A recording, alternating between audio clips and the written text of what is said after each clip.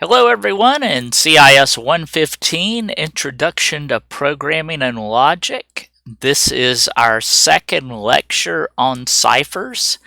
In this cipher lecture, we're going to talk about the Caesar cipher, also known as the Substitution Cipher. This cipher is more secure than the reverse cipher that we talked about in the previous lecture. It's been around a long time, though. As you can see, there's a statue of Julius Caesar, and he is credited with coming up with this cipher to communicate messages to his generals. The way they would get messages to the various generals and brigades or legions of troops would be to send a runner. This is a long time ago. There's no such thing as radios or computers or anything, so the way you got a message to the troops was you'd give it to someone and they would run across the countryside with this written message to deliver it to the generals so that they would know what to do. So things didn't work out too well if the runner was captured. If the runner was captured, of course, first off, the runner didn't end up in too good of a situation. And if the message was in plain text, i.e. just normal writing with no kind of cryptography or encryption at all, then the enemy that captured this runner would know in advance what was going to happen and could take countermeasures as appropriate to stop this attack or to reinforce areas because they knew an attack was coming.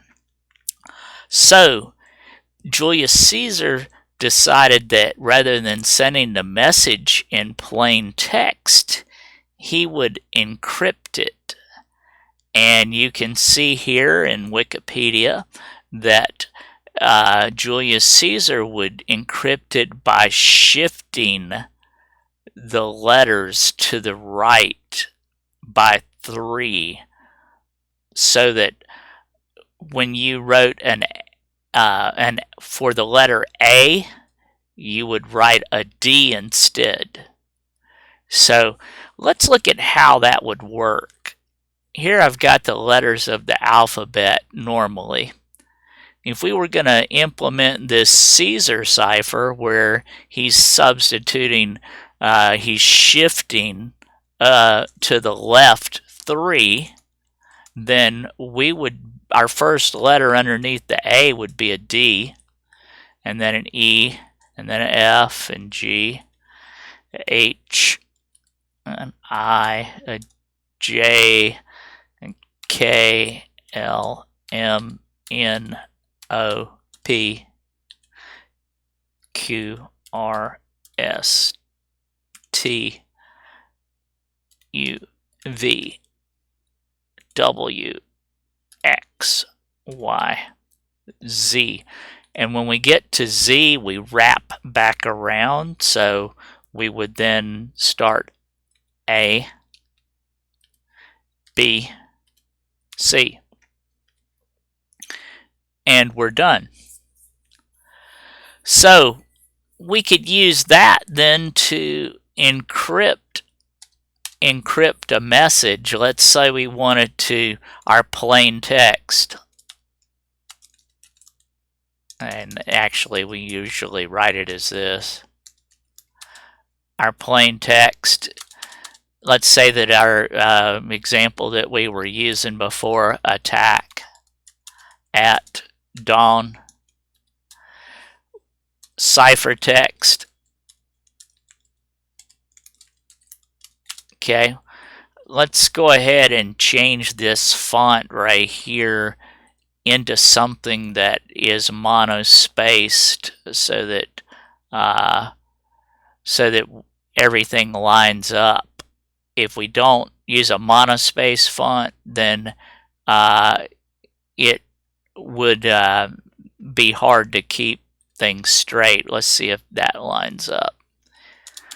Okay, so to encrypt the A in attack, okay, we would find the A up here and we would write a D.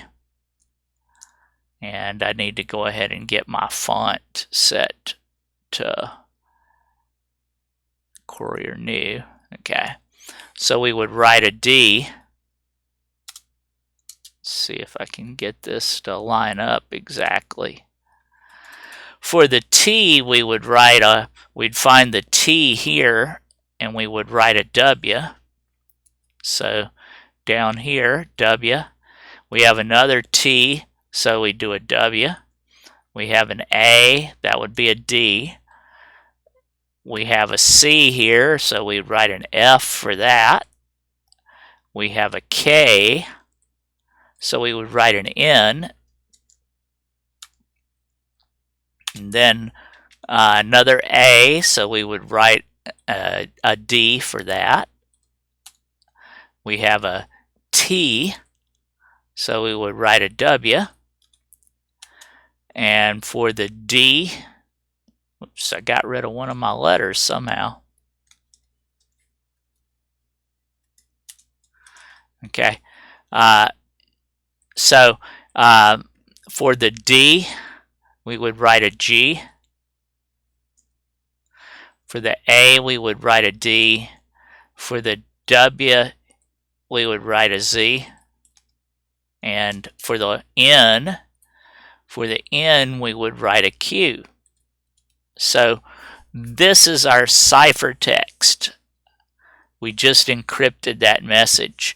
Now, the Caesar cipher is more correctly nowadays called a substitution cipher.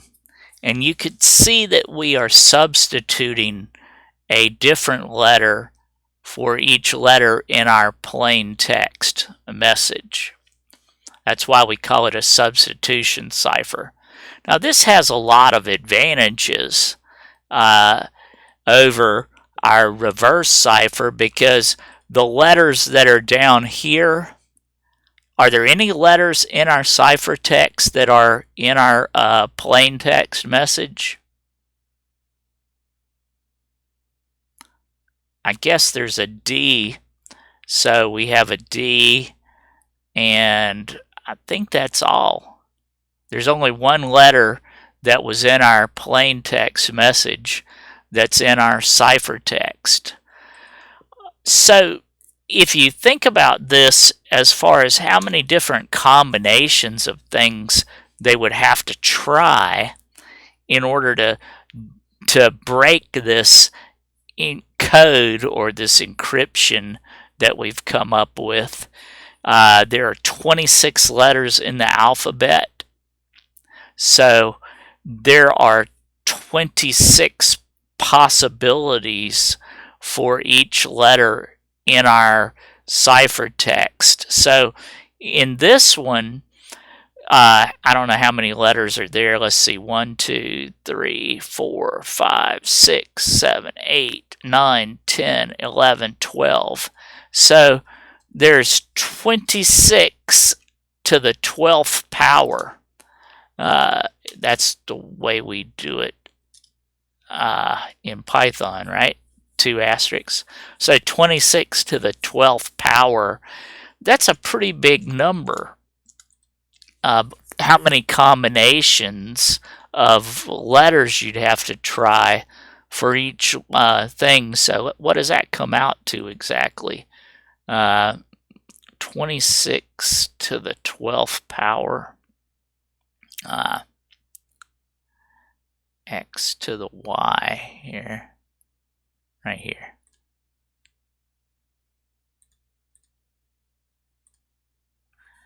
A big number. A big number. It's giving it to me in scientific notation. It's so big.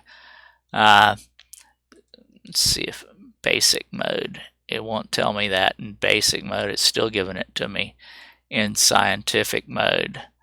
So a very big number. So financial mode, it still doesn't give it to me. Okay, so anyways, a very lot of combinations. So you would think this would be pretty secure, and it actually is. This is also known as a symmetric, S-Y-M-M-E-T, symmetric encryption, because we have a key that we have to share. It's also known as a PSK encryption, because pre-shared key. If you're going to do this kind of encryption with someone, you have to communicate the key. In our case, this is the key right here, the DEFGHIJK.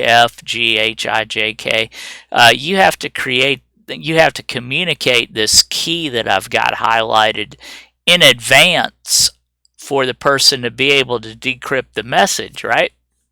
Now, in our case, and Caesar's case, he just did a shift by 3, but we could have just chosen these letters at random, right?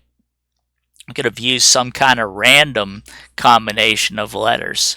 So it doesn't have to just be a shift. It could be a random choice of letters, as long as we have every letter in the alphabet in our key, we're covered.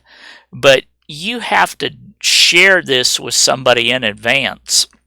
And obviously, if you're going to send them an encrypted email message using this kind of code, it wouldn't make sense to send them the key here in advance through email, because somebody that's watching your email, and hopefully you know that your email is not secure. It's going in plain text across the internet. It's actually worse than that. Your email could be altered anywhere along the internet, and the person that's getting the message wouldn't know it's been altered unless you did some sort of hash against the message and signed it with a hash or something. So anyway, back to this. So you wouldn't send your key through the same channel that you sent your encrypted message. You could call them on the phone and give them the key, and then send them the encrypted message here. And if they have this key, then they could decrypt it. How would we decrypt it back to the plain text by hand? Well, to decrypt it back, we'd find the D down here and we'd write an A. We'd find the T, we'd find the W, the W right here, and we would write a T, and then we would find another D, which is right here, so we would write an A. We'd find the F, and we'd write a C. We'd find the N down here in our key, and we'd write a K. Okay. We'd find our D again, and we'd write an A. We'd find our W, and we would write a T. And we would find our G, and we would write a D. And we'd find our D, and we would write an A. We'd find our Z. Where's our Z? Right here. W. And we'd find a Q in our key, and we would write an N. And that's the way we would go back the other way. So if you think about it, most of your home Wi-Fi routers are doing some sort of PSK encryption, aren't they? If you have a Wi-Fi router at home, you have to enter in your key on every device that connects to your router, and you've got your key shared, or your key input on your router, and then you have to enter this pre-shared key on every computer that connects to it. So your Wi-Fi, hopefully you've got a key on your Wi-Fi. If not, your neighbor could be using your Wi-Fi, and you could get into some serious trouble with that. So with somebody being on your network and using your internet connection, they could be doing bad things with your internet, and the authorities would come to you, not your neighbor. So make sure you've got a key on your Wi-Fi. All right, so let's go ahead and implement this with this substitution cipher with Python. So because your exam will require you to do this. So if we go back to Blackboard here, here's the link to the substitution cipher.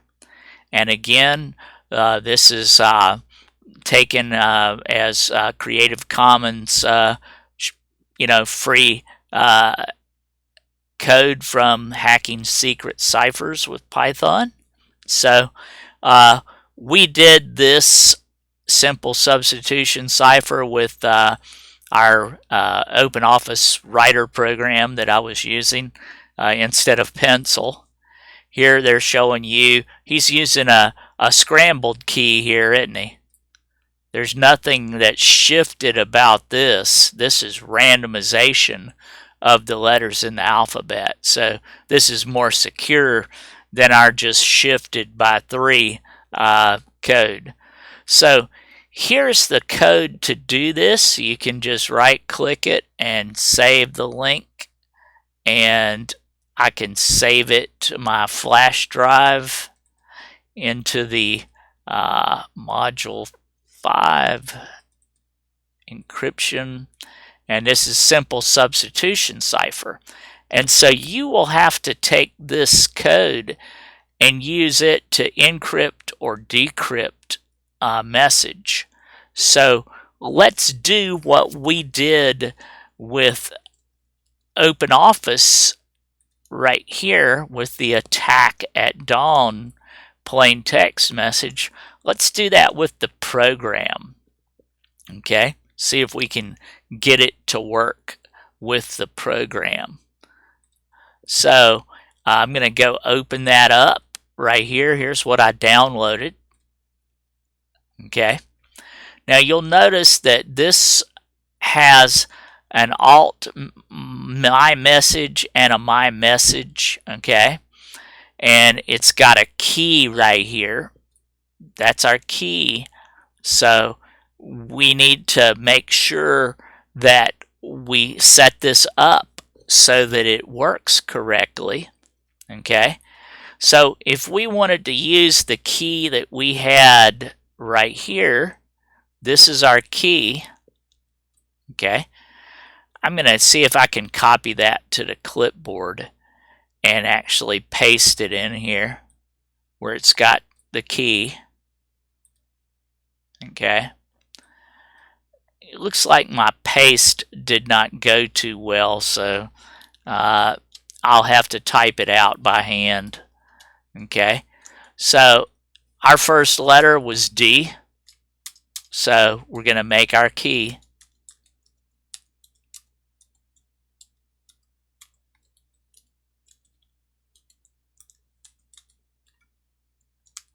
Remember that after we get to Z, we have to wrap those letters. So there's the key that we were using. The message that we wanted to encrypt, we can put right here. Remember that these 3 quotes mean it's a multi-line, what they call a document string in Python.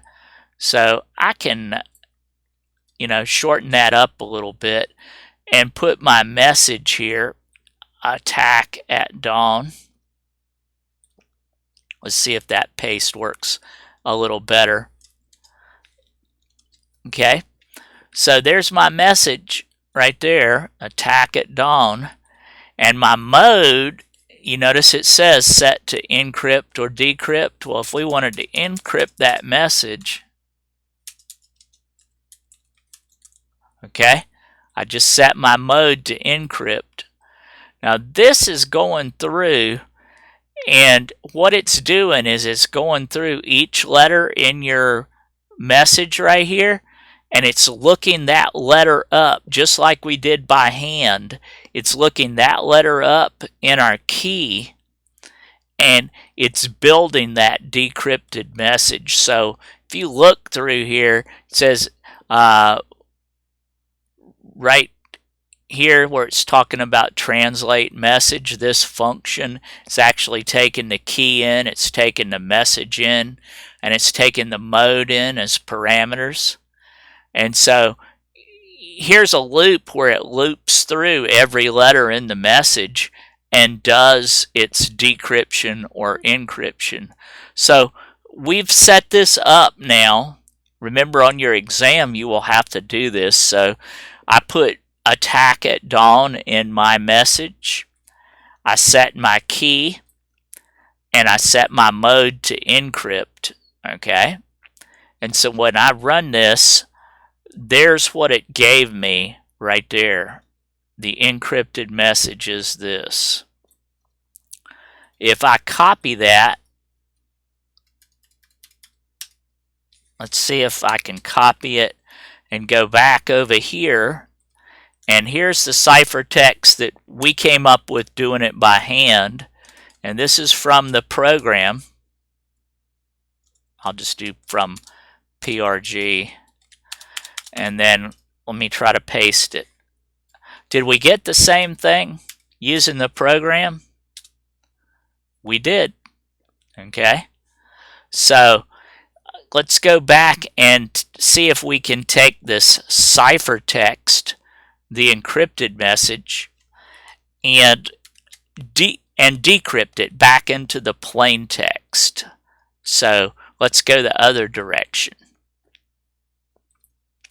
So I'll just paste it, the ciphertext, into my message there. Okay, this is my ciphertext right here. And I'll change my mode to be decrypt instead of encrypt. So let's see if we can get it to print out the decrypted message correctly. What is the decrypted message? Attack at dawn. So you will have to do that on your exam. Now your exam will likely have some other questions about the substitution cipher on it as well. So let's talk a little bit more about the substitution cipher. So this is pretty darn secure, isn't it? At least on first brush, it looks secure. And it goes through and talks about that because this was pretty secure using a substitution cipher, but they actually were able to break this using frequency analysis. Frequency analysis is looking at the message and figuring out which letters occur most often in the message. So in the English language, what's the most common vowel? E. So if we looked at a lot of your messages, and the letter that we saw here in the ciphertext, the one that we saw the most often in the ciphertext, then we could pretty much assume that that was an E. Just like on Wheel of Fortune, when they buy a vowel, right? They usually buy the E first. So you can look at the letter of the alphabet, and whichever ones occur most often, you can go through that table and you can break this type of encryption. And it's really easy with a computer to do it. Doing it by hand wasn't as easy, but still, if you had enough people working on it, you could get it done, just keeping track of how often letters showed up. So the downfall to the substitution cipher was that you could break it using frequency analysis.